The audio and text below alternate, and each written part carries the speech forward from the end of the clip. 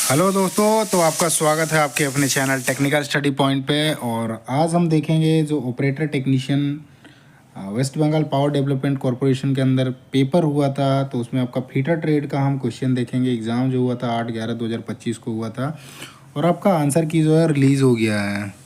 तो इसके अंदर जो क्वेश्चन है इसका तो पहला ये पेज है आपका, है ना। जो पेपर था आपका 8/11/2025 को 1:30 बजे से 3:30 बजे के बीच हुआ था। ऑपरेटर टेक्नीशियन फीटर का, है ना।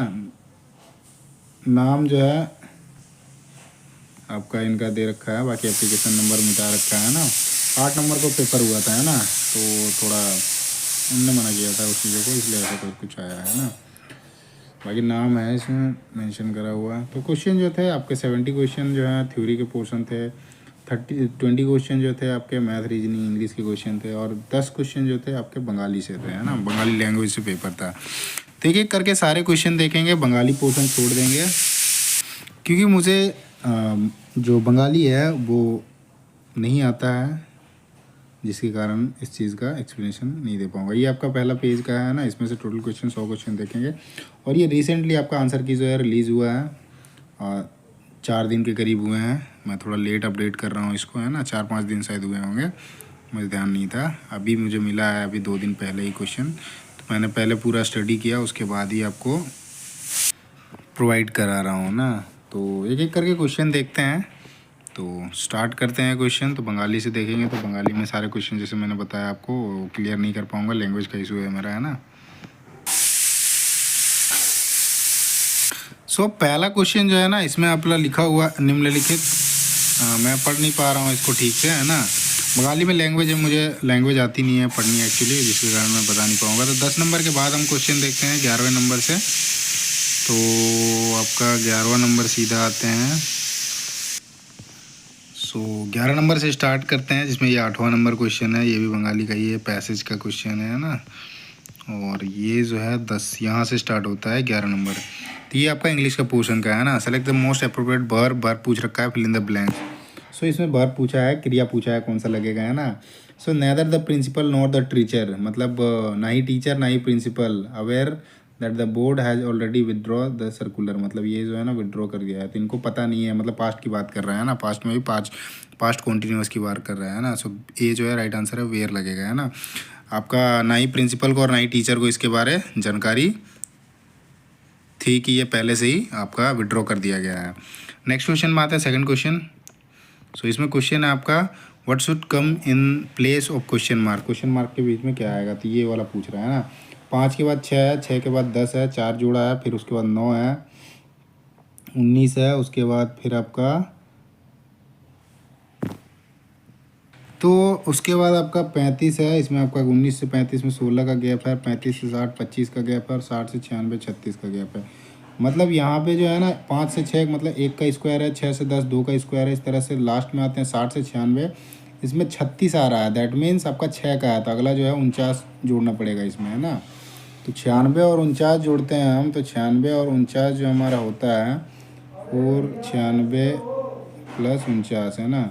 9 6 15 और 9 5 14 और 1 15, 145। पहला जो है आपका राइट आंसर है।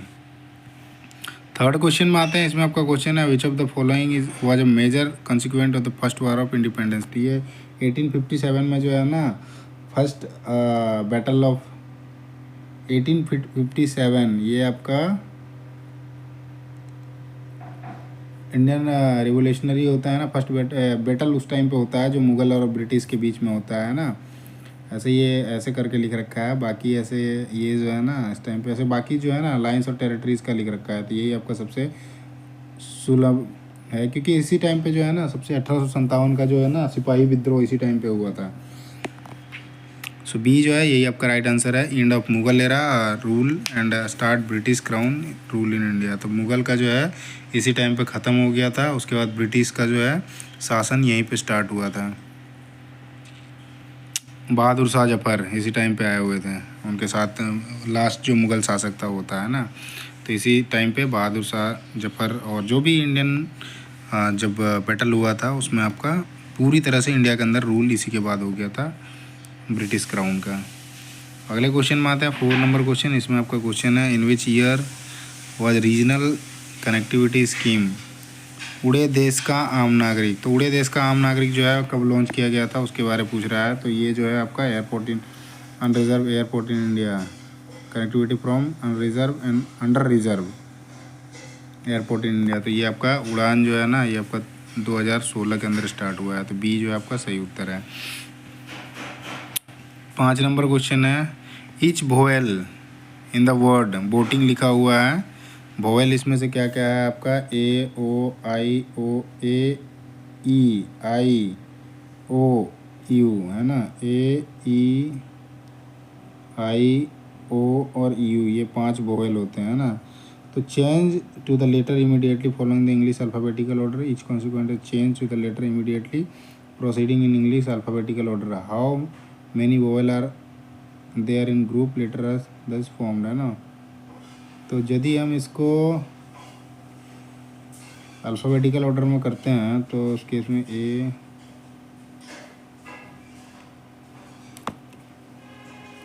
1 2 3 है ना, 3 है ऐसे ही इसमें, इसके अंदर जो है वोवेल 3 है ना। अब इसमें constant consonant is change, consonant को चेंज कर दिया जाता है लेटर इमीडिएटली है ना।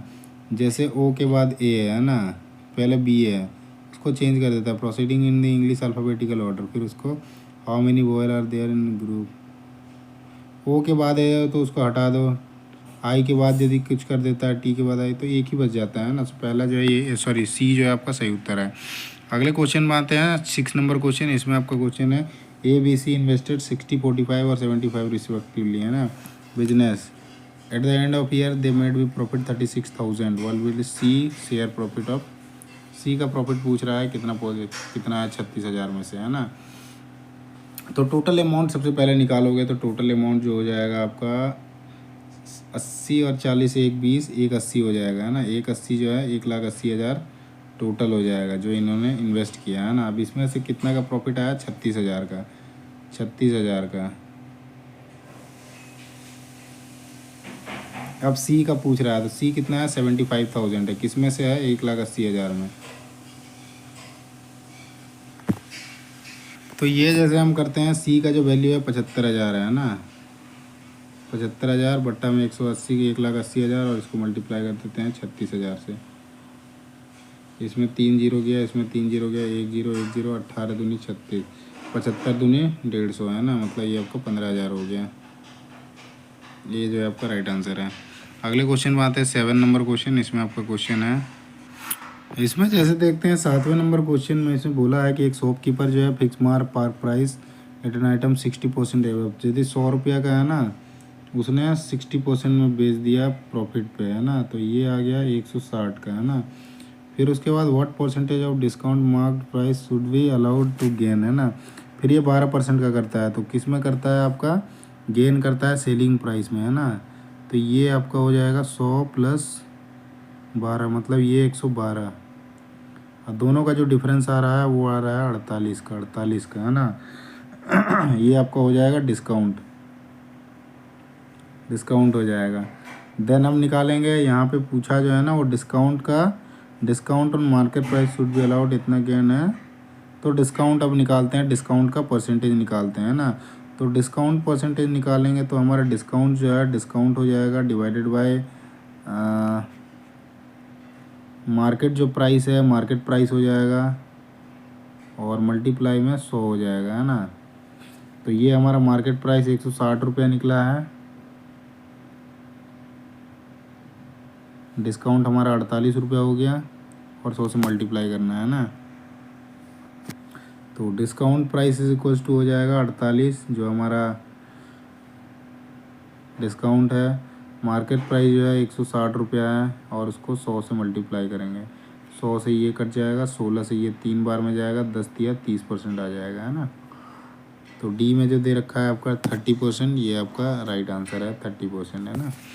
नेक्स्ट क्वेश्चन में आते हैं 8 नंबर क्वेश्चन। इसमें आपका क्वेश्चन है इनकरेक्ट पूछ रखा है, तो इनकरेक्ट कौन सा है ना। I was feeling extremely sluggish and lethargic during recess after the intoxicating speech है ना।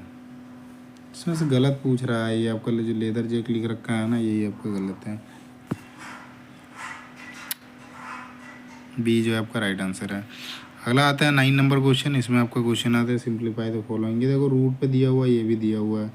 2800 जो आता है 2809 ये आपका होता है 53 का, और ये जो होता है 6 का होता है। माइनस करते हैं इसमें 47 आ जाएगा, है ना। आप करके भी देख सकते हो। 53 इंटू 53 कर दो तो आपका आएगा 3 तिया 9, 3 पचे 15, है ना। 5 तिया 15, 5 पचे 25 और 1 26। 9 5 सॉरी यहाँ पे नहीं आएगा, ये आएगा 159,265, है ना। 265 9 आ गया, थोड़ा मिस्टेक हो गया ना। 53 इंटू 53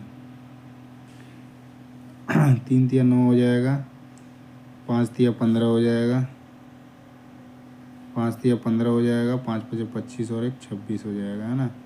9 आ गया, 0 आ गया, 6 1 7 1 8 हो गया, 2809 आ गया, है ना। तो 53 का ये है और ये 6 का है, तो दोनों घटाएंगे तो आपका 53 से 6 को घटाएंगे तो आपका 47 आएगा। तो सी जो है राइट आंसर है।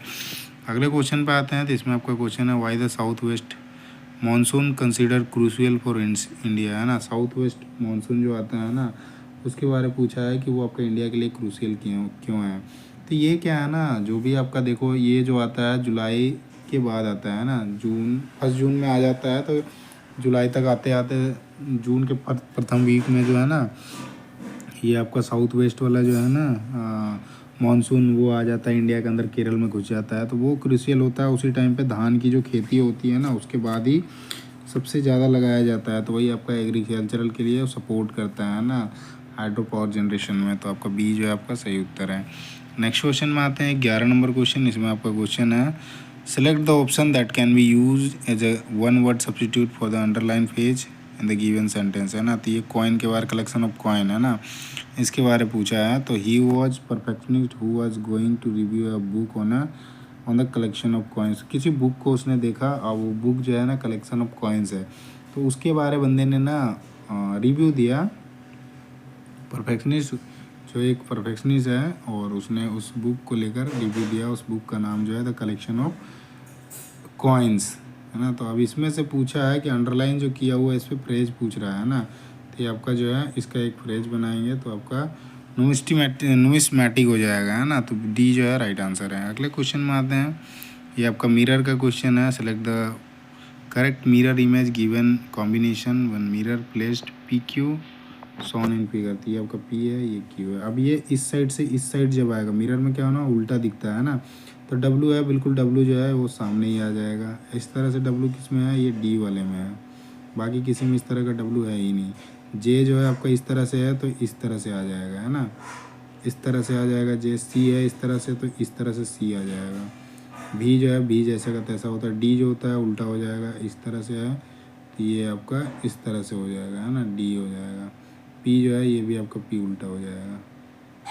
डी जो है ये राइट आंसर है। नेक्स्ट क्वेश्चन में आता है 13 नंबर क्वेश्चन।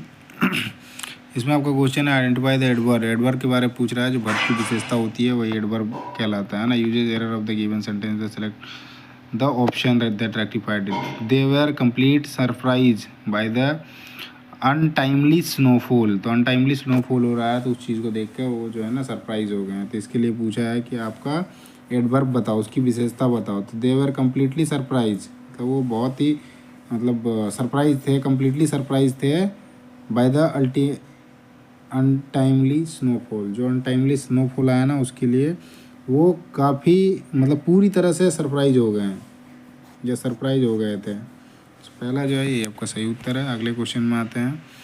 इसमें आपका अरेंज करना है मीनिंगफुल ऑर्डर के हिसाब से। तो आपका बी में जो लिख रखा है ये आपका आर पी क्यू एस, पहले आर आएगा इनिशियली, है ना, स्टार्ट करते हैं। देन आपका पी में लिख रखा है the concept of artificial intelligence.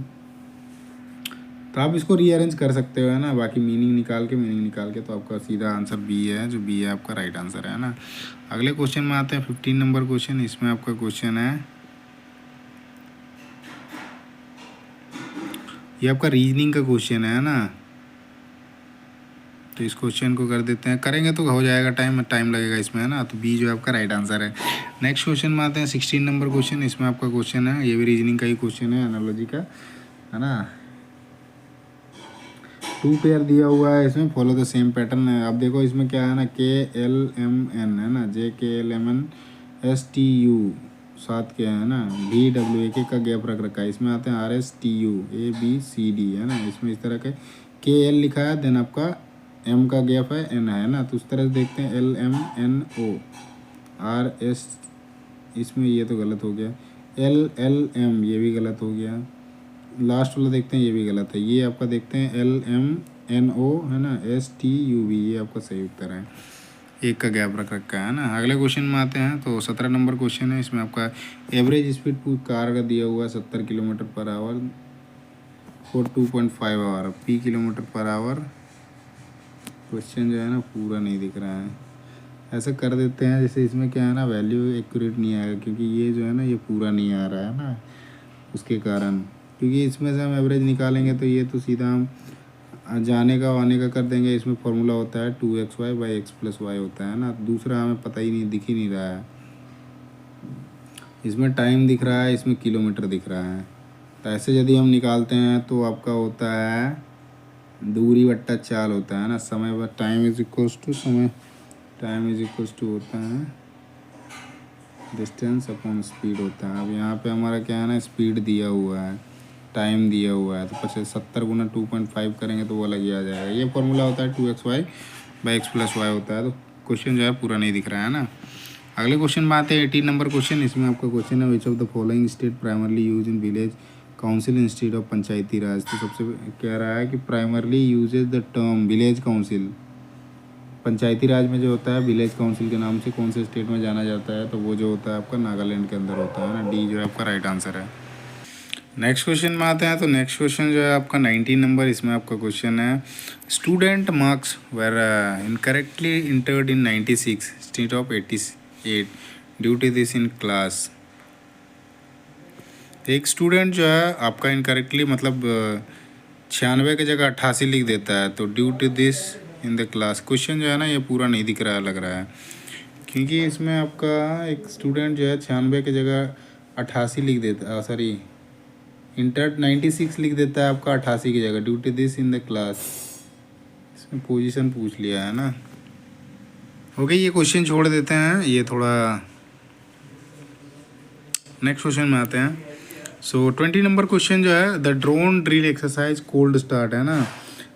जब ड्रोन ड्रिल एक्सरसाइज होता है उस टाइम पे कोल्ड मतलब ठंड स्टार्ट हो, इन्वॉल्विंग ऑल 3 सर्विसेज, मतलब 3 सर्विसेज मतलब आपके ये आर्मी नेवी एयरफोर्स कह रहा है ना, ऐसा लिखा हुआ है नहीं है उसका, है ना।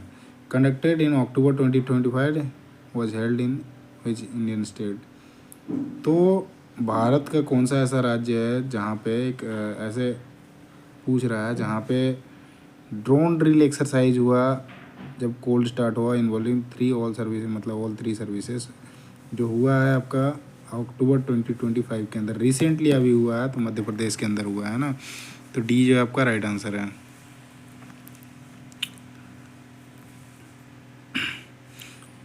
ओके, तो अगले क्वेश्चन में आते हैं। ये आपका क्वेश्चन है, पहला क्वेश्चन। यहाँ से आपके जो क्वेश्चन स्टार्ट होते हैं वो आपके टेक्निकल क्वेश्चन स्टार्ट होते हैं, थ्योरी पोर्शन के स्टार्ट होते हैं ना। सो पहला क्वेश्चन है इसमें, what is the primary purpose of dressing in a grinding wheel. तो प्राइमरी पर्पस, अच्छा, यूज फॉर फ्रॉस्टिंग है ना। सो इसमें पूछा है प्राइमरी पर्पस जो ड्रेसिंग करते हैं ग्राइंडिंग व्हील का, यूज फॉर फ्रॉस्टिंग। तो वो जो होता है, जो व्हील की ज्योमेट्री होता है उसके लिए किया जाता है, उसको बनाए रखने के लिए या चेक करने के लिए, है ना। टू मेंटेन, बनाए रखने के लिए है, टू मेंटेन व्हील ज्योमेट्री। ऐसे खाली ड्रेसिंग होता है तो रीशार्पमेंट करा जाता है उसमें, है ना। नेक्स्ट क्वेश्चन में आते हैं, to reduce grinding force, surface finish, wheel life, बाकी कोई नहीं है ना। सेकंड क्वेश्चन आते हैं, तो इसमें आपका क्वेश्चन है, in resistance brazing heat is generated primary due to which of the following, है ना। तो रेजिस्टेंस जो ब्रेजिंग किया जाता है उसमें जो हीट जनरेट होता है वो प्राइमरली किसके कारण होता है ना, उसके बारे में पूछ रहा है, due to which of the following. तो ये जो होता है रेजिस्टेंस में, जो रेजिस्टेंस वेल्डिंग या ब्रेजिंग करी जाती है उसमें जो होता है ना, इलेक्ट्रिक पास कराया जाता है उससे, है ना। Sorry, the resistance of metal against electric current. तो इलेक्ट्रिक करंट के अगेंस्ट जो होता है वो रेजिस्टेंस होता है मेटल में, है ना, तो उसी के कारण आपका रेजिस्टेंस वेल्डिंग होता है। तो सी जो है आपका राइट आंसर है। अगले क्वेश्चन में आते हैं 3 नंबर क्वेश्चन। इसमें आपका क्वेश्चन है which of the following is A common application of hydraulic motor. तो हाइड्रोलिक मोटर का जो है कॉमन एप्लीकेशन पूछ रहा है कौन सा है। तो आपका हाइड्रोलिक मोटर जहाँ पे लगा रहेगा वो मोटर में क्या होता है, रोटरी मोशन नहीं होता है, तो उसी के अकॉर्डिंग होएगा रोटरी मोशन कंट्रोल हो जाएगा, है ना। बी जो आपका सही उत्तर है। 4 नंबर क्वेश्चन में आते हैं। इसमें आपका क्वेश्चन है what is the purpose of the clearance between the upper and lower sharing tool. तो अपर और लोअर शेयरिंग टूल होता है, उसके बीच में क्लियरेंस रखा जाता है, उसका मेन कारण क्या होता है। तो वो क्या करता है ना, अलाउ करता है सीट मेटल को टू डिफॉर्म फ्रैक्चर प्रॉपरली, है ना, बढ़िया से अलाउ करता है कि जिसमें आपका प्रॉपरली जो है डिफॉर्म हो सके और मेटल जो है वो डिफॉर्म हो सके और फ्रैक्चर जो है प्रॉपरली हो सके, है ना। सो बी जो है आपका राइट आंसर है। नेक्स्ट आते हैं 5वें नंबर क्वेश्चन। इसमें आपका क्वेश्चन है इन ग्रूविंग ऑपरेशन ऑन लेथ। जब लेथ मशीन में ग्रूविंग ऑपरेशन करते हैं तो उसमें पूछा है कि जो primary function of grooving tool, तो जो ग्रूविंग टूल होता है उसका प्राइमरी फंक्शन क्या होता है। तो वो क्या करता है ना, नैरो स्लॉट और रेसेस जो होता है वो वर्कपीस के अंदर काटता है ना। तो डी जो आपका सही उत्तर है, to cut a narrow slot और recesses on the workpiece. Okay, next question में आते हैं 6 नंबर क्वेश्चन। इसमें आपका क्वेश्चन है autonomous maintenance is most closely associate with which maintenance philosophy. जो ऑटोनोमस मेंटेनेंस होता है वो किसके बिल्कुल नज़दीक माना जाता है, जो मेंटेनेंस फिलोसफी होता है उसमें। तो आपका जो टोटल प्रोडक्टिव मेंटेनेंस होता है ना उसके अंदर माना जाता है। प्रिवेंटिव मेंटेनेंस अलग होता है ना। प्रिवेंटिव मेंटेनेंस पे जनरली करेक्शन किया जाता है ना। अब ब्रेकडाउन मेंटेनेंस होता है, यदि प्रिवेंटिव मेंटेनेंस नहीं होता है, मतलब पूरी की पूरी मशीन को जो होती है ना वो करा जाता है। बड़े बड़े जो मशीन होते हैं उसमें ब्रेकडाउन किया जाता है, उसमें काफ़ी टाइम लगता है और काफ़ी कॉस्ट भी लगता है। करेक्टिव मेंटेनेंस होता है जो छोटी छोटी चीज़ें जो होता है ना अचानक से मिल गई तो वो आपका करेक्टिव मेंटेनेंस में आ जाता है। नेक्स्ट क्वेश्चन में आते हैं। तो 7 नंबर क्वेश्चन है the blades of standard feeler gauge set are available in thickness ranging approximately between. तो आपके जो फीलर गेज के ब्लेड्स होते हैं उनकी जो स्टैंडर्ड थिकनेस होता है वो कितना होता है उसके बारे में जो उसमें मिलते हैं, तो आपका 0.03 से 1 mm तक का होता है ना। सो बी जो है आपका राइट आंसर है।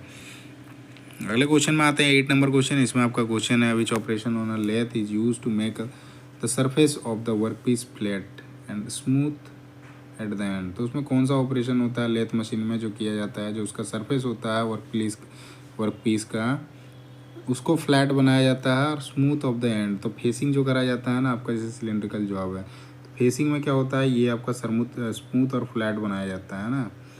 फेसिंग में किया जाता है। नर्लिंग में क्या होता है ना, इस तरह से नर्लिंग किया जाता है, उसमें आपका ग्रिपिंग के लिए करा जाता है। टर्निंग जो होता है पूरा आपका पूरा का पूरा इसमें आपका पूरा सिलेंड्रिकल होता है ना, उसमें टर्निंग होता है। थ्रेड कटिंग होता है, थ्रेड काटा जाता है उसमें चेजर के द्वारा, या फिर टैप लगा के इंटरनल काटा जा सकता है। नेक्स्ट आते हैं 9 नंबर क्वेश्चन। इसमें आपका क्वेश्चन है what is the main purpose of try square. Try square का जो मेन काम है, मेन किस लिए यूज़ किया जाता है उसके बारे में पूछ रहा है। तो आपका ट्राई स्क्वायर का जो होता है ना, ऐसे डायरेक्टली ये राइट एंगल लिख रखा है ऑप्शन में, बाकी तो कुछ है नहीं, है ना। तो right angle on the metal surface, इससे हम फ्लैटनेस चेक कर सकते हैं, स्क्वायरनेस चेक कर सकते हैं, है ना।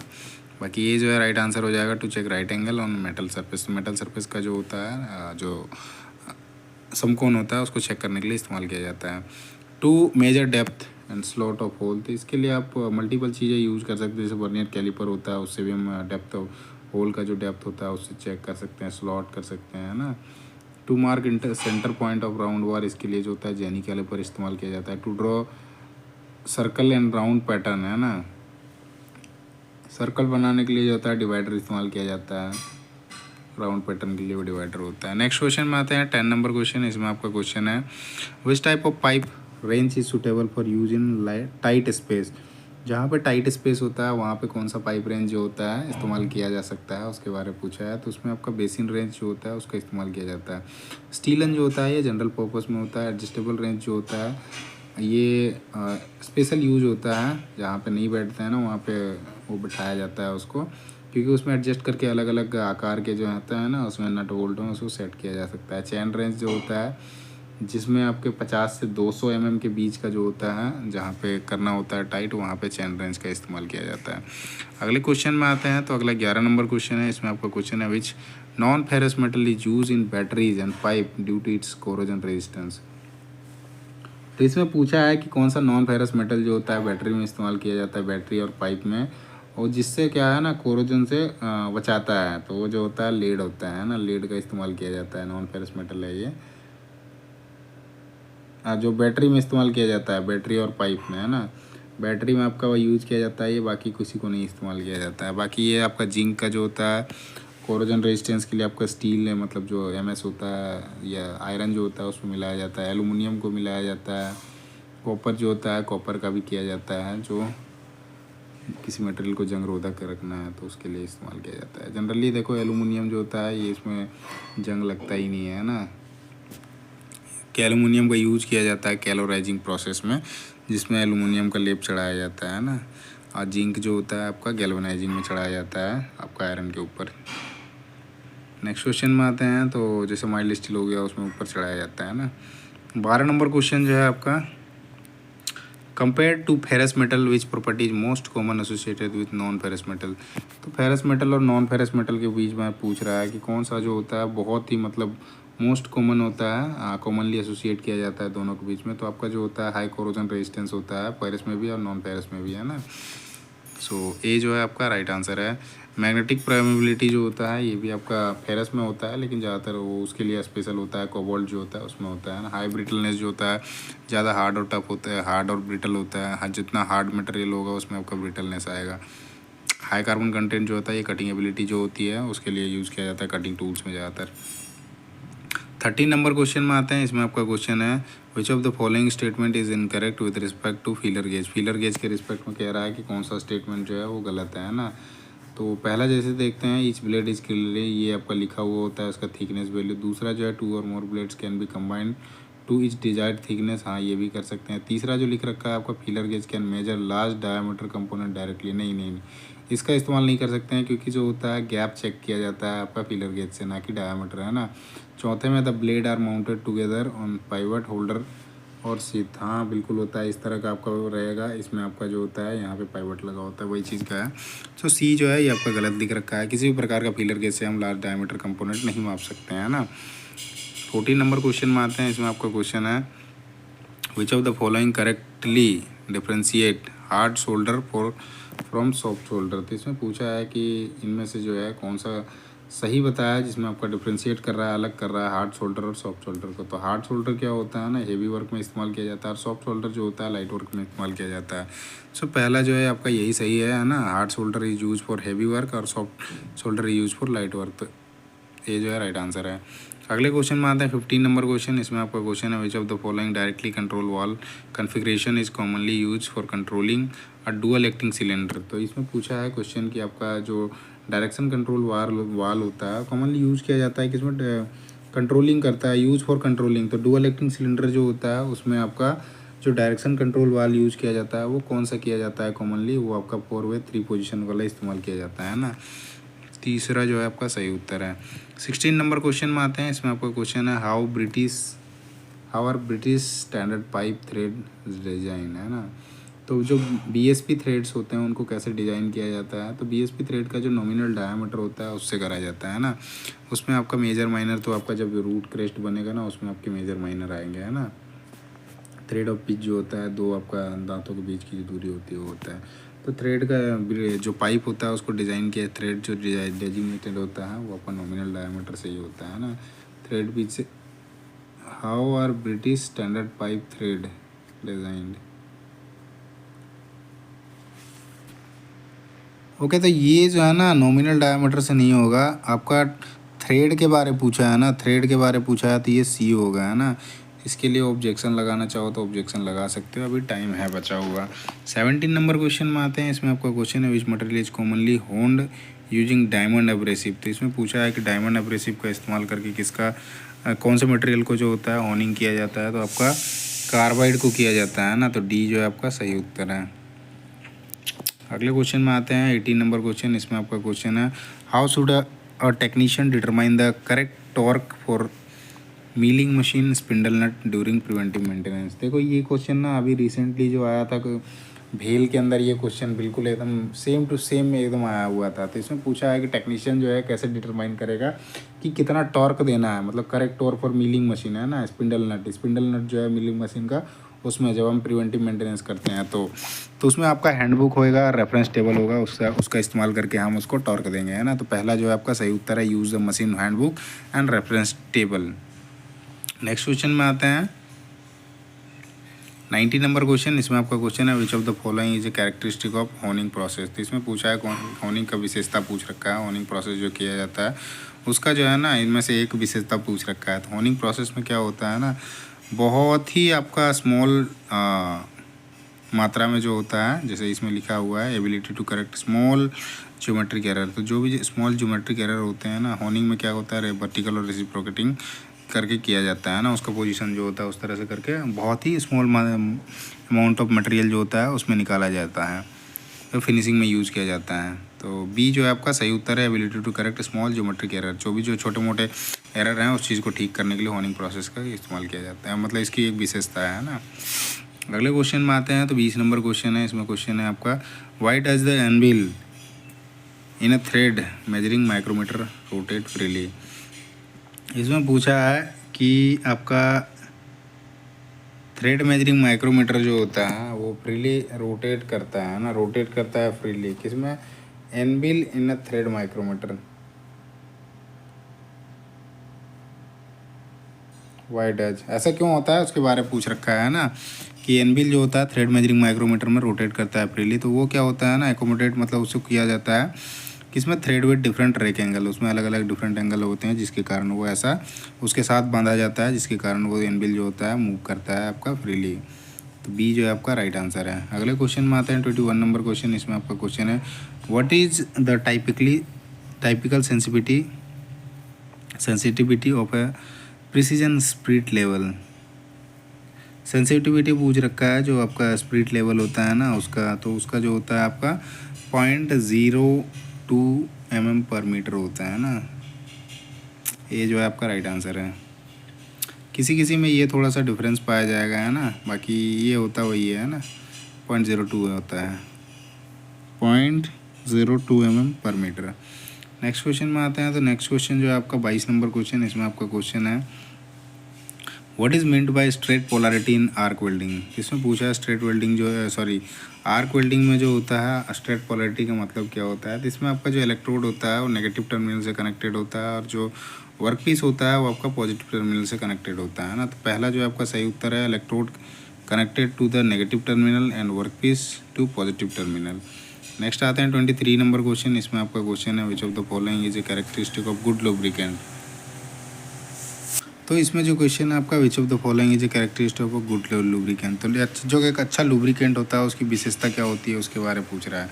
तो जो भी आपका अच्छा लुब्रिकेंट होगा ना उसमें आपका हाई विस्कोसिटी इंडेक्स रहेगा, है ना। तो बी जो है आपका सही उत्तर है। अगले क्वेश्चन पे आते हैं।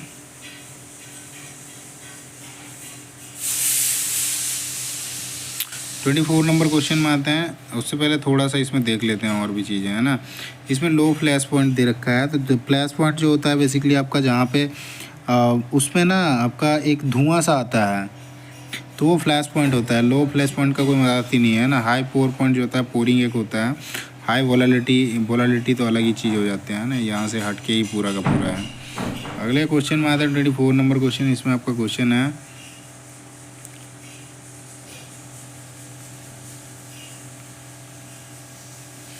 इन metal sharing how is the seat metal separated. तो मेटल शेयरिंग में जो होता है आपका सीट मेटल को सेपरेट किया जाता है। तो कैसे करा जाता है, तो उसमें आपका क्या होता है ना, शियर फोर्स लगा के मटेरियल को फेल करके उसको अलग करा जाता है। तो by applying A shear force until the material fails. So D जो है आपका राइट आंसर है। शेयरिंग बेसिकली आपका काटा जाता है आपका सीट को, है ना। लीवर शेयर होते हैं, अलग अलग प्रकार के शेयर होते हैं उसमें। अगले क्वेश्चन में आते हैं 25 नंबर क्वेश्चन। इसमें आपका क्वेश्चन है brazing is considered a form of hard soldering because. देखो ब्रेजिंग को जो होता है हार्ड सोल्डरिंग बोला जाता है। क्यों बोला जाता है, क्योंकि इसका फिलर मेटल का जो मेल्टिंग होता है वो 450 डिग्री सेल्सियस से ऊपर होता है ना। सो पहला जो आपका सही उत्तर है, it uses filler metal that melt above 450 degree Celsius. तो ये जो है आपका राइट आंसर है, बाकी नहीं है। 26 नंबर क्वेश्चन में आते हैं। इसमें आपका क्वेश्चन है which feature of vernier caliper allow precise alignment between the main and vernier scale और मेजरमेंट। तो इसमें पूछा है कौन सा ऐसा फीचर है वर्नियर कैलिपर का जो अलाउ करता है प्रिसाइज अलाइनमेंट का between a main and vernier scale for measurement, जब मेजरमेंट लेते हैं तब। तो इसमें क्या होता है ना, स्प्रिंग लोडेड लीवर कंट्रोलिंग होता है वर्नियर्स के स्लाइड में, है ना। तो बी जो है आपका राइट आंसर है, जिसके कारण क्या होता है ना, प्रिसाइडली जो होता है हम अलाइनमेंट भी कर सकते हैं और वर्नियर स्केल और मेन स्केल के बीच में मेजरमेंट लेने का काम कर सकता है उसको अलाइन करके, है ना। 27 नंबर क्वेश्चन आते हैं। इसमें आपका क्वेश्चन है which type of air compressor is non for its high flow rate and low pressure. तो कौन सा एयर कंप्रेसर का प्रकार है जिसमें आपका जो फ्लो है वो हाई होता है, फ्लो रेट हाई होता है और इसमें जो प्रेशर होता है वो लो होता है। तो आपका सेंट्रीफ्यूगल जो होता है कंप्रेसर उसमें ऐसा पाया जाता है। तो डी जो है आपका राइट आंसर है। अगले क्वेश्चन में आते हैं, इन्होंने बी कर रखा है तो रेसिप्रोकेटिंग में ऐसा नहीं होता है ना। 28 नंबर क्वेश्चन में आते हैं। इसमें आपका क्वेश्चन है during the fire alarm in a building which of the following action is most critical to ensure both personal safety and safety of other. तो इसमें पूछा है कि जब आपका फायर अलार्म बज जाता है, मतलब फायर अलार्म हो जाता है बिल्डिंग के अंदर, तो उस केस में हम क्या करते हैं, जो एक्शन लेते हैं जिसमें आपका मोस्ट क्रिटिकल होता है, जिसमें आपका पर्सनल सेफ्टी और जो सेफ्टी ऑफ अदर जो फॉलो करना होता है। इसमें पूछा है कि कौन सा जो होता है which of the following action is most critical, कौन सा सबसे क्रिटिकल है जिसमें आपका बोथ पर्सनल सेफ्टी हो गया और साथ ही आपका सेफ्टी ऑफ अदर्स का हो गया, है ना। तो इसमें क्या करना होता है ना, इवैक्यूएट मतलब निकालना होता है इमीडिएटली, और साथ ही आपका इसमें एलिवेटर इस्तेमाल नहीं करना होता है। एलिवेटर बेसिकली आपका जो लिफ्ट हो गया उसका इस्तेमाल नहीं करना है कभी भी। और उसमें जो होता है, जो भी आपका फायर फाइटिंग का रूट होगा उसको क्लियर हमेशा रखना है ना। तो सी जो है आपका राइट आंसर है, evacuate immediately, do not use elevator and keep route clear for fire fighter, है ना। तो सी जो है आपका राइट आंसर है। अगले क्वेश्चन में आता है 29 नंबर क्वेश्चन। इसमें आपका क्वेश्चन है what are the two extreme permissible size between which of the actual size of part must lie is called. देखो आपका कोई भी एक साइज फिट में होता है ना, जैसे कोई आपका बेसिस साइज हो गया, है ना। अब इसमें से पूछ रहा है परमिसिबल, एक्सट्रीम परमिसिबल, एक आपका अपर लिमिट होता है, एक आपका लोअर लिमिट होता है ना। तो extreme permissible size, actual size इसको बेसिक मान लेते हैं, है ना। पार्ट इज मस्ट कोड लाई, तो अपर लिमिट और लो लिमिट के बीच में ही आपका रहेगा, है ना। तो यही आपका डी जो है आपका सही उत्तर है। बाकी बेसिक साइज एंड अलाउंस ये अलग, nominal size and tolerance. Nominal size जो जैसे ये नॉमिनल जो मैन्युफैक्चरर के दुआ मतलब जो आपका ड्राइंग में लिखा होता है ना उसी के हिसाब से नॉमिनल होता है। बाकी टॉलरेंस दिया जाता है उस पार्ट उतना बनता नहीं है, थोड़ा अपर एंड डाउन होता है ना। अगले क्वेश्चन में आते हैं। तो 30 नंबर क्वेश्चन है। इसमें आपका क्वेश्चन है what is the purpose of using a check valve in a pneumatic system. तो न्यूमेटिक सिस्टम में जो चेक वॉल लगाया जाता है उसका मेन काम क्या होता है, क्यों इस्तेमाल किया जाता है, उसके बारे में पूछ रहा है ना। तो चेक वॉल जो होता है ना वो आपका नॉन रिटर्न वॉल की तरह काम करता है। तो ये आपका ये भी है कि टू प्रिवेंट बैक फ्लो, नहीं बैक फ्लो का मतलब रिटर्न जो है नहीं मारेगा, है ना। एंड इंश्योर सेफ्टी से सिस्टम सेफ्टी। सी जो है आपका राइट आंसर है। टू इंक्रीज एयर प्रेशर के लिए आपका बूस्टर लगा होता है। To reduce air flow rate उसके लिए आपका मतलब रिलीजिंग का एक सेफ्टी वाल होता है। रिलीजिंग करने के लिए जो होता है रिड्यूसिंग वाल होता है। नेक्स्ट क्वेश्चन में आते हैं। इसमें आपका एक डी नंबर दे रखा है to filter contamination and increase flow rate. ऐसा नहीं होता है, फिल्टर में यदि कंटेमिनेशन आएगा ना फ्लो रेट कभी नहीं बढ़ता है, उसमें कम होता है। 31 नंबर क्वेश्चन आते हैं। इसमें आपका question which part of a vernier caliper bevel protractor, sorry mistake हो गया है ना। 31 नंबर क्वेश्चन है which part of a vernier bevel protractor use to lock the blade in position. तो वर्नियर बेवल प्रोटेक्टर में जो होता है आपका ब्लेड की पोजिशन को जो ब्लेड का पोजीशन में जो होता है ब्लेड को लॉक किया जाता है। तो कौन सा पार्ट होता है वर्नियर बेवल प्रोटेक्टर का जिसको लॉक किया जाता है, लॉक करने के लिए आपका ब्लेड को लॉक करने के लिए यूज़ किया जाता है। तो आपका नर्ल स्क्रू होता है उसमें आपका स्टॉक एंड ब्लोड करने के लिए। तो डी जो है आपका सही उत्तर है, knurl screw on the stock and blade.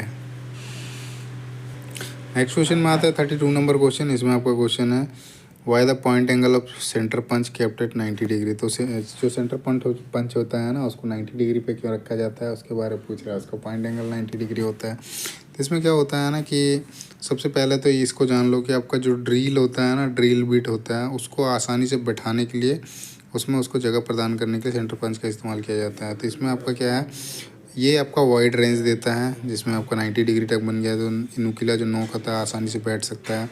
उसमें सैलो मार्क होता है जो कि आपका क्या करता है, ड्रिल बीट को एक्यूरेटली शुरुआती में बैठने के लिए मदद करता है ना। तो बी जो आपका राइट आंसर है, to produce a wide shallow mark that help in starting the drill accurately.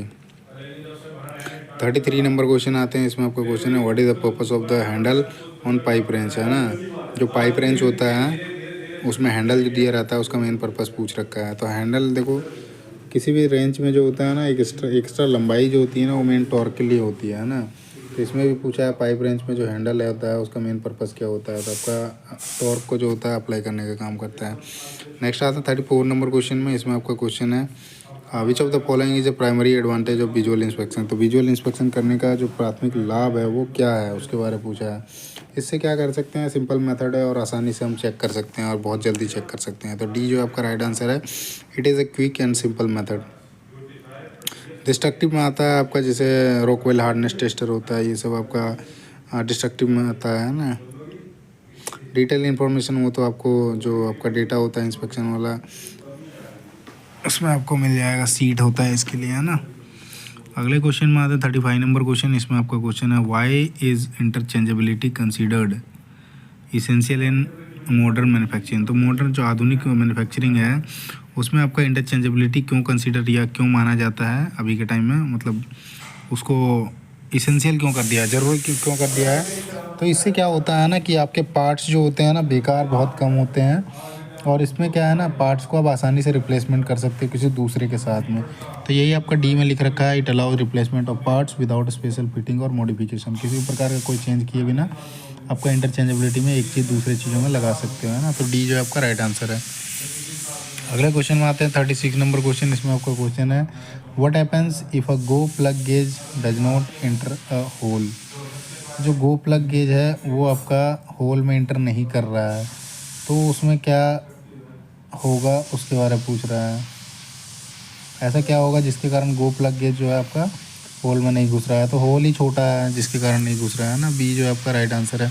बड़ा हो गया तो फ्रीली घुस जाएगा, गेज नॉट वर्न आउट हो जाएगा तब भी घुस जाएगा, है ना। Hole is correctly inside, correct होगा,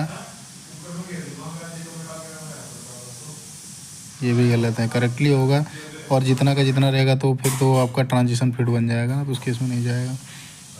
या इंटरफेरेंस बन जाता है, फिर ठोक के ले जाओगे तो गेज का मतलब होता है उस चीज़ को चेक करने के लिए, और आप यदि इंटरफेरेंस फिट डाल देते हो या ट्रांजिशन डाल दोगे तो उसमें नहीं आएगा। 37 नंबर क्वेश्चन में आते हैं। इसमें आपका क्वेश्चन है which part of hammer is use for striking flat surface. Flat surface पे स्ट्राइकिंग करने के लिए हैमर का कौन सा पार्ट का इस्तेमाल किया जाता है, तो आपका फेस का किया जाता है ना। तो ये जो आपका राइट आंसर है। पिन जो होता है आपका इसका होता है इस्तेमाल रिवेटिंग पर्पस के लिए, है ना, रिवेट का हेड बनाने के लिए। आई होल जो होता है इसी में आपका अभी हैंडल फिक्स किया जाता है, और चीक जो होता है इसमें आपका वजन मेंशन किया हुआ होता है ना हैमर का। अगले क्वेश्चन में आते हैं तो 38 नंबर क्वेश्चन है। इसमें आपका क्वेश्चन है, तो इसमें क्वेश्चन है आपका what is the primary principle behind the operation of hydraulic system. तो हाइड्रोलिक सिस्टम जो काम करता है उसके पीछे जो मेन प्रिंसिपल है वो किसका है, तो वो आपका पास्कल का है ना। तो बी दूसरा जो आपका सही उत्तर है। नेक्स्ट क्वेश्चन में आते हैं 39 नंबर क्वेश्चन। इसमें आपका क्वेश्चन है which type of pneumatic valve is commonly use for application requiring precise control of air flow rate. तो कौन सा न्यूमेटिक वाल्व जो होता है कॉमनली इस्तेमाल किया जाता है जहाँ पे एयर फ्लो रेट को प्रिसाइजली कंट्रोल करना होता है, तो वहाँ पे आपका नीडल वाल्व का इस्तेमाल किया जाता है ना। सी जो है आपका राइट आंसर होगा। गेट वाल्व होता है, क्लोब वाल्व होता है, बॉल वाल्व होता है। इसमें आपका जो है ना सीट का होता है थोड़ा डिफरेंस। गेट में क्या होता है पूरा ऊपर नीचे आता है ना, ग्लोब वाल में सीट लगा हुआ होता है। बॉल वाल जो होता है आपका जो अंदर का जो ढांचा होता है ना बॉल की तरह होता है। बाकी आपका डायरेक्शन ऑफ फ्लो का ही होता है इनमें, है ना। कहीं पे प्रेशर पे है, कहीं पे पूरा खोलने का है, कहीं आधा खोलने का है, जितना खोलोगे उसके हिसाब से यूज़ किया जाता है। 40 नंबर क्वेश्चन आते हैं। यहाँ पे क्वेश्चन है आपका what is section inspection in the context of preventive maintenance for machine tool. जो पूछा है कि section inspection what is section inspection in the context of preventive maintenance for machine tool. तो मशीन टूल्स के context में जो preventive maintenance करा जाता है उसमें पूछा है जो सेक्शन इंस्पेक्शन है वो क्या है। तो उसमें क्या होता है ना जो स्पेसिफिक मशीन्स होते हैं उसमें एक सेक्शंस होता है ना, उस चीज़ को फाइंड करना और अलाइनमेंट करना जल्दी से जल्दी, उस चीज़ का काम होता है आपका सेक्शन इंस्पेक्शन का। मतलब पूरी मशीन में आप ले लो, यदि एक कंप्रेसर लेते हो तो हो सकता है उसमें पाइप कहीं खुला हुआ हो, इस तरह से सेक्शन पार्ट का होता है। तो सी जो लिख रखा है ये सही पार्ट आंसर है। Checking specific machine section two find alignment early, है ना, मिस अलाइनमेंट अर्ली। अगले क्वेश्चन में आता है 41 नंबर क्वेश्चन। इसमें आपका क्वेश्चन है which of the following is a characteristic of snap gauge. Snap gauge की विशेषता कौन सी है इनमें से, उसके बारे में पूछ रहा है। तो इसमें क्या होता है ना, जो एक्सटर्नल डायमीटर होता है उसको चेक कर सकते हैं, है ना। So it is use for checking external diameter. It has a fix size, नहीं है। मेजर इंटरनल डायमीटर, ये भी नहीं है ना। डी जो आपका राइट आंसर है। अगले क्वेश्चन में आता है 42 नंबर क्वेश्चन। इसमें आपका क्वेश्चन है hexo frame is specified based on. तो हेक्सो फ्रेम जो होता है स्पेसिफाइड होता है किसके हिसाब से होता है, तो ब्लेड की लंबाई के हिसाब से होता है, टाइप होता है उसके हिसाब से। तो पहला जो है आपका ये सही उत्तर है। आप टाइप में कैसे आते हैं, फ्रेम के साइज अलग अलग आते हैं, एडजस्टेबल आता है, ट्यूबलर आता है और स्टैंडर्ड आता है, या फिर फिक्स टाइप का आता है। और ब्लेड की लंबाई भी अलग होता है, अलग अलग होती है, 250 300 mm, है ना। तो नेक्स्ट क्वेश्चन में आते हैं 43 नंबर क्वेश्चन है आपका during a preventive maintenance inspection. जब भी आप प्रिवेंटिव मेंटेनेंस इंस्पेक्शन कर रहे हैं तब which of the following task most likely to be introduce in visual survey rather than detail survey. तो आप उस टाइम पे क्या करते हैं, विजुअल मतलब देख के, डिटेल सर्वे से ज़्यादा इंपॉर्टेंट हो जाता है रेदर देन डिटेल सर्वे, है ना। उस टाइम पे आपका विजुअल सर्वे होता है, तो आपका क्या होता है ना, ऑयल लीकेज देखते हैं और ग्रीसिंग पॉइंट देखते हैं गियर बॉक्स में, जैसे जैसे हाँ केज वगैरह देखते हैं। जैसे मेन तो होता है ऑयल लीकेज कहीं से नहीं है, और एक आपका अराउंड गियर बॉक्स केसिंग उसकी कहीं फटा उटा तो नहीं है। तो आपका बी जो है आपका राइट आंसर हो जाएगा। अगले क्वेश्चन में आते हैं 44 नंबर क्वेश्चन। इसमें आपका क्वेश्चन है which taper turning method is suitable for long taper. तो लॉन्ग टेपर के लिए आपका कौन सा टेपर टर्निंग जो है सबसे सूटेबल होता है। तो आपका tell stock set over method जो होता है ये सबसे ज़्यादा उपयुक्त होता है लॉन्ग टेपर के लिए, है ना, लॉन्ग टेपर टर्निंग करने के लिए। तो बी जो है आपका सही उत्तर है। नेक्स्ट क्वेश्चन में आते हैं तो 45 नंबर क्वेश्चन है। इसमें आपका क्वेश्चन है in which of applications is wire rope primarily use. तो कौन से एप्लीकेशन में वायर रोप जो होता है प्राइमरली यूज़ किया जाता है। तो जहाँ पे आपका हाई टेंसाइल एप्लीकेशन की ज़रूरत होती है, हाई स्पीड का, वहाँ पे आपका रोप का इस्तेमाल किया जाता है ना, वायर रोप का। तो बी जो है आपका राइट आंसर है। अगले क्वेश्चन में आते हैं 46 नंबर क्वेश्चन। इसमें आपका क्वेश्चन है which type of coupling is use to connect two shaft that are perfectly align. तो इसमें क्वेश्चन जो दिया हुआ है कि कौन सा टाइप का कपलिंग जो होता है जिसमें आपका दो शाफ्टों को परफेक्टली अलाइन करके जोड़ा जाता है, तो रिजिड कपलिंग में होता है ना। तो सी जो है आपका राइट आंसर है। फ्लूइड कपलिंग में आपका अलग अलग बाकी सबका इस्तेमाल का पूछा जाता है, जनरली यूनिवर्सल का पूछा जाता है। तो ये आपका जो होता है ऑटोमोबाइल में ज़्यादातर इस्तेमाल किया जाता है। अगर नेक्स्ट क्वेश्चन में आते हैं तो 47 नंबर क्वेश्चन देखते हैं। इसमें आपका क्वेश्चन है how are slip gauge typically calibrated. तो स्लिप गेज जो होता है उसको कैसे कैलिब्रेट किया जाता है उसके बारे में पूछ रहा है ना। तो जो स्टैंडर्ड गेज ब्लॉक होता है ना उससे कंपेयर करके उसको कैलिब्रेट किया जाता है। तो बी जो है आपका सॉरी डी जो है राइट आंसर है, by comparing them to a standard gauge block. Next आते हैं 48 नंबर क्वेश्चन। इसमें आपका क्वेश्चन है what is the main advantage of interchangeable parts. इसमें क्वेश्चन पूछा है कि मेन एडवांटेज पूछा है इंटरचेंजेबल पार्ट्स का क्या होता है उसमें। देखो इंटरचेंजेबल पार्ट्स जो आएंगे ना उसमें मेन जो लाभ होगा वो होता है क्या है कि आप जो है उसको अलग अलग मेकर या कोई सा भी हो पार्ट जो है कहीं से भी मंगा के आप उसको लगा सकते हो। उसके लिए आपको स्टैंडर्ड की ज़रूरत नहीं है कि इसी कंपनी से बना रहे हो तो इसी कंपनी से लगाओ। इसके लिए क्या होगा कि parts from different maker can be use directly. तो दूसरे का जो बनाया हुआ है वो भी आप डायरेक्टली इस्तेमाल कर सकते हो यदि आप उसी एक स्टैंडर्ड का मतलब जो मास प्रोडक्ट जैसे इंटरचेंजेबल पार्ट है तो उसमें आपका इस्तेमाल, जैसे 18 नंबर का आप लेते हो किसी कंपनी से, दूसरे कंपनी का भी यदि आप 18 mm का लोगे तो वही आपको मिलेगा। आप BSW का लेते हो तो BSW का मिलेगा। आपको मैट्रिक थ्रेड लेते हो मैट्रिक थ्रेड का वही मिलेगा आपको, है ना। तो वो ज़्यादा फायदेमंद हो जाता है। 49 नंबर क्वेश्चन देखते हैं। इसमें आपका क्वेश्चन है which type of clutch is commonly use in motorcycle. तो मोटरसाइकिल में जो होता है क्लच यूज इस्तेमाल किया जाता है, तो कौन सा टाइप का क्लच इस्तेमाल किया जाता है। तो उसमें मल्टी प्लेट क्लच का इस्तेमाल किया जाता है ना। सो बी जो है आपका राइट आंसर है। सिंगल प्लेट क्लच जो होता है ये ज़्यादातर ऑटोमोबाइल में हेवी व्हीकल्स जो होते हैं उसमें इस्तेमाल किया जाता है। अगले क्वेश्चन में आते हैं 50 नंबर क्वेश्चन। इसमें आपका क्वेश्चन है which of the following is ए की ऑब्जेक्टिव ऑफ प्रिवेंटिव मेंटेनेंस। तो की ऑब्जेक्टिव पूछ रखा है, इनमें से कौन सा है प्रिवेंटिव मेंटेनेंस। तो ये होता है ना क्या आपका प्रिवेंटिव मेंटेनेंस में क्या होता है ना, उसका टाइम बाउंड होता है कि इतने इतने टाइम के बाद में करना होता है। तो ये आपका to scheduled maintenance by time और यूजेज डेटा है ना, तो उसमें आपका उसी के आधार पे उसका फिक्स होता है इतने दिन में करना है बोल के। तो बी जो आपका ये राइट आंसर है। ये आपका करेक्टिव में होता है to replace component without prior inspection. नहीं नहीं नहीं, ऐसा नहीं होता है।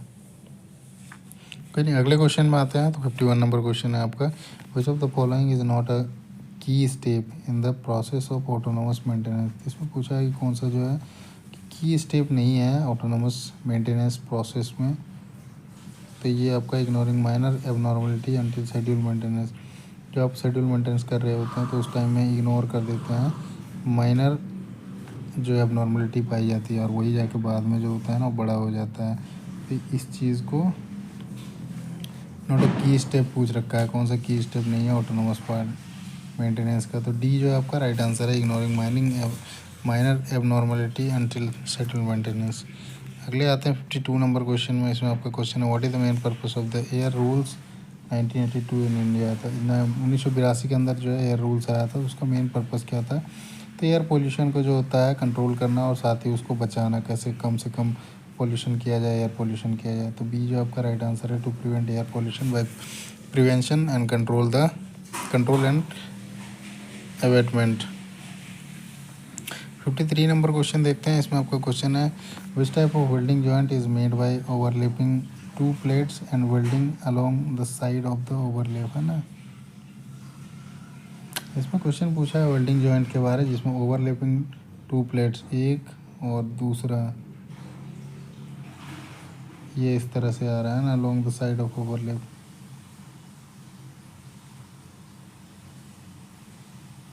यह इस तरह से आएगा, इस तरह से आएगा या इस तरह से ही मोस्टली आएगा ना। तो इसमें पूछ रहा है इसका welding joint made by overlapping two plates.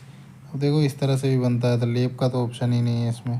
तो फिलेट में आपका हो जाएगा ना, तो क्योंकि फिलेट यहाँ पे इस तरह से बनता है, तो इसमें ओवरलैपिंग करके करा जाता है। तो ये जो है आपका राइट आंसर। बट जॉइंट में क्या होता है, ये आपका एक है, दूसरा ये है, तो इस तरह सामने सामने बट जॉइंट होता है। एज जॉइंट जो होता है वो आपका इस तरह से एज जॉइंट होता है। कॉर्नर जॉइंट जो होता है इस तरह से होता है ना, यहाँ पे जोड़ा जाता है, जैसे ये हो गया। नेक्स्ट क्वेश्चन में आते हैं 54 नंबर क्वेश्चन। इसमें आपका क्वेश्चन है, in sheet metal fabrication what is the primary purpose of using in a punch, है ना। सीट मेटल फैब्रिकेशन जो होता है उसमें पंच का जो होता है मेन पर्पस पूछ रहा है, प्राइमरी पर्पस क्या होता है पंच का इस्तेमाल करने का। तो वहाँ जो होता है ना, एक जो स्पेसिफिक पॉइंट होता है उसको मार्क करना होता है परमानेंटली, है ना, मेटल पे। तो पहला जो है ये आपका सही उत्तर है, to mark specific point on the metal permanently. ये जो है आपका राइट आंसर है। नेक्स्ट आते हैं 55 नंबर क्वेश्चन। इसमें आपका क्वेश्चन है, what does BIS stand for in Indian engineering drawing. तो BIS का मतलब पूछ रखा है, तो ब्यूरो ऑफ इंडियन स्टैंडर्ड होता है ना, ब्यूरो ऑफ इंडियन स्टैंडर्ड। तो बी जो है आपका राइट आंसर है। अगले क्वेश्चन में आता है 56 नंबर क्वेश्चन। इसमें आपका क्वेश्चन है, which of the following statement best describe the proper use of personal protective equipment in the work place. तो इसमें जो क्वेश्चन पूछ रखा है कि एक स्टेटमेंट दिया हुआ है जो सबसे बढ़िया दर्शा रहा है पर्सनल प्रोटेक्टिव इक्विपमेंट के बारे जो वर्कशॉप में इस्तेमाल किया जाता है। तो PPE जो होता है लास्ट रिसोर्ट होता है, जो engineering method can not eliminate work place hazard. जो वर्क प्लेस हजार्ड होता है उसको इंजीनियरिंग मेथड जब एलिमिनेट नहीं कर पाता है तो उस टाइम पे PPE इस्तेमाल जो होता है लास्ट रिसोर्ट होता है ना। सो डी जो है आपका राइट आंसर है।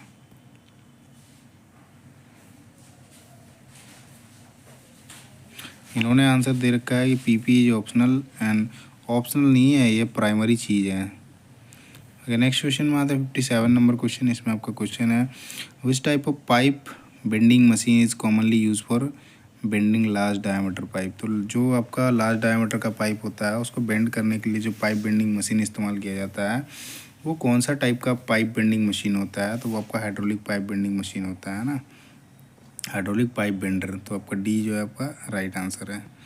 नेक्स्ट क्वेश्चन में आता है 58 नंबर क्वेश्चन। इसमें आपका क्वेश्चन है इन लेथ ऑपरेशन, जो लेथ में ऑपरेशन करते हैं, which of the following statement regarding single point cutting tool geometry is most accurate. तो single point cutting tool geometry होता है, इसमें इसके लिए कह रहा है सबसे ज़्यादा एक्यूरेट होता है। तो कौन सा स्टेटमेंट जो है वो उस चीज़ को बतला रहा है? तो आपका बी जो है ये आपका सही बता रहा है। The clearance angle ensure that the tools does not rub against the work piece surface.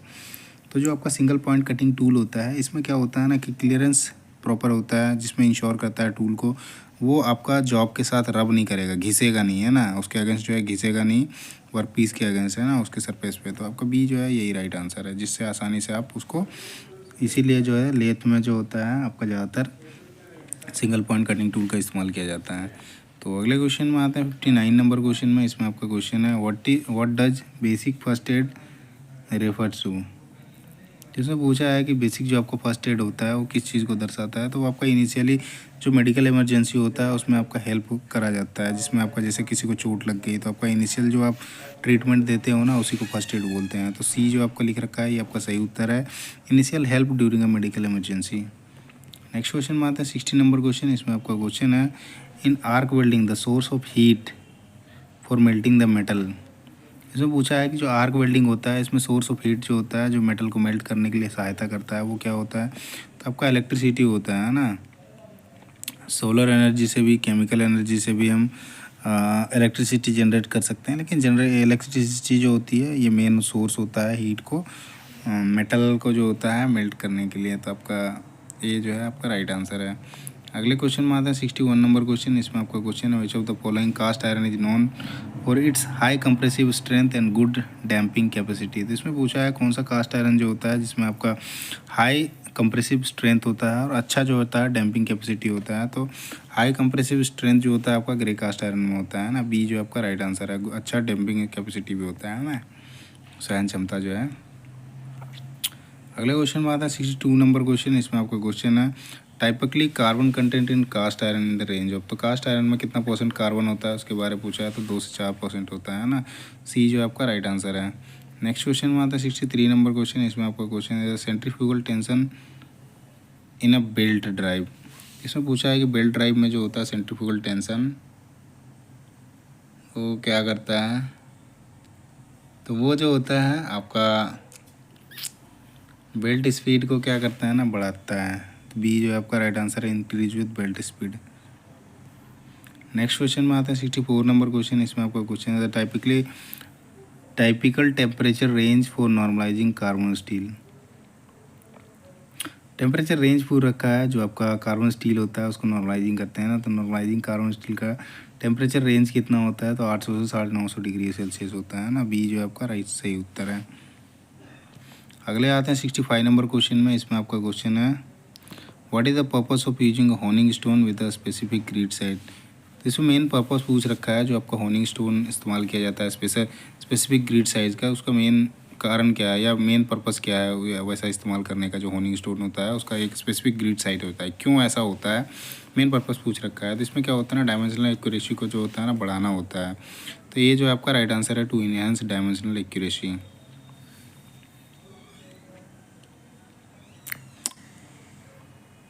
Next question में आते हैं। तो अगला क्वेश्चन जो है आपका 66 नंबर क्वेश्चन। इसमें आपका क्वेश्चन है what is the main function of high pressure blow pipe in gas welding. तो गैस वेल्डिंग में जो होता है मेन फंक्शन पूछा है, जो हाई प्रेशर ब्लो पाइप होता है गैस वेल्डिंग में, उसका मेन फंक्शन क्या होता है? तो वो क्या करता है ना, approximately equal pressure of oxygen acetylene जो है टिप तक पहुँचाता है। तो आपका यही आपका सी जो है राइट आंसर है, to supply approximately equal pressure of oxygen and acetylene to the tip. C जो है आपका राइट आंसर है। नेक्स्ट आते हैं 67 नंबर क्वेश्चन। इसमें आपका क्वेश्चन है which of the following safety precaution is essential while operating A power hammer.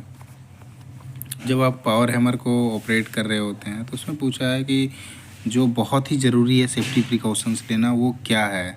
तो जब भी आप पावर हैमर इस्तेमाल कर रहे होते हैं ना, तो उस टाइम पे आप प्रोटेक्टिव ग्लव्स और गोगल जो है ना हमेशा पहने रखिए, क्योंकि पावर हैमर जो होता है उसमें एयर प्रेशर जो होता है 20 kg से ऊपर का होता है ना, और कहीं कहीं पे कम का भी होता है, जो स्टैंडर्ड जिसका इस्तेमाल करते हैं। फोर्जिंग शॉप में ज़्यादातर इस तरह का होता है ना। तो वो जो होता है ना, जब भी आप किसी चीज़ पे कर रहे हो तो पावर हैमर जब आप मार रहे हो तो वहाँ से चिप्स उड़ के जो है ना आपके पास आ सकते हैं। यदि आप ग्लव्स पहने हुए तो हाथ में लेने, गोगल्स पहने हैं तो आपके चश्मे मतलब आँख जो है वो सेफ रहता है। इसलिए आपका पहला जो है आपका राइट आंसर हो जाएगा।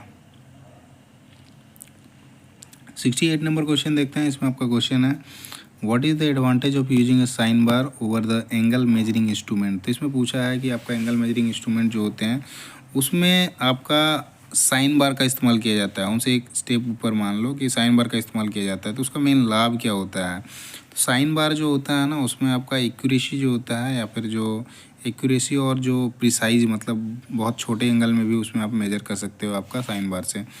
तो बी जो है आपका right answer, it provides high precision for small angles, है ना। बी जो है आपका राइट आंसर है। अगले आते हैं 69 नंबर क्वेश्चन। इसमें आपका क्वेश्चन है what is critical safety precautions to follow while operating lathe to prevent accident, है ना। तो इसमें आपका जब आप लेथ इस्तेमाल कर रहे होते हैं तो आप एक्सीडेंट को कैसे बचाएंगे, तो उस टाइम पे जो क्रिटिकल सेफ्टी प्रिकॉशंस है वो क्या लेना चाहिए उसके बारे में पूछ रहा है। जब भी आप मतलब क्रिटिकल सेफ्टी प्रिकॉशंस पूछ रहा है जब आप टर्निंग करने का काम करते हो, है ना, लेथ मशीन में आप कुछ काम कर रहे हो तो उस टाइम में एक्सीडेंट को कैसे बचा सकते हो उसके बारे में। तो उस टाइम में क्या करता है ना, आप हमेशा इस चीज़ को इंश्योर करें कि जो भी आपका वर्क पीस है ना उसको बढ़िया से आपने क्लैम्प करा है या नहीं करा है। सबसे प्रायोरिटी यही चीज़ें हैं। मशीन स्टार्ट करने से पहले इस चीज़ को हमेशा ध्यान में रखें, उसके बाद ही आप मशीन स्टार्ट करें, है ना।